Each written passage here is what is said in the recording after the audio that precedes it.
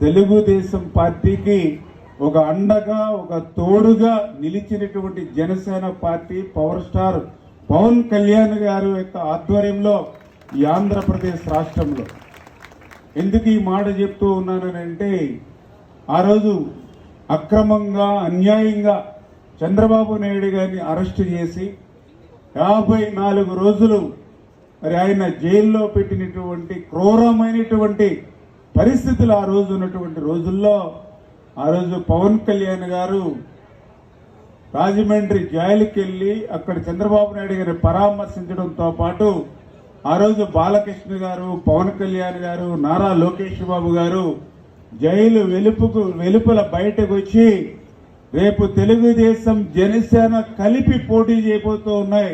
తెలుగుదేశం జనసేన పొత్తుతో రాజకీయాల్లో పోటీ చేయబోతున్నామని ఏదైతే ఆయన ప్రకటన ఇచ్చారో ఆ రోజే ఆంధ్రప్రదేశ్ రాష్ట్రంలో జగన్మోహన్ రెడ్డి పరిపాలనకు చరమగీతం పాడినటువంటి పరిస్థితి.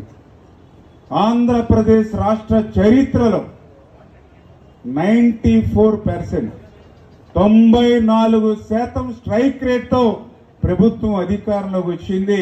175కి 164 సీట్లు గెలుచుకుని మొన్న మా అధికారాన్ని కూటమి ప్రభుత్వం తీసుకుంది. అందులో కూడా ప్రత్యేకించి జనసేన పార్టీ కూడా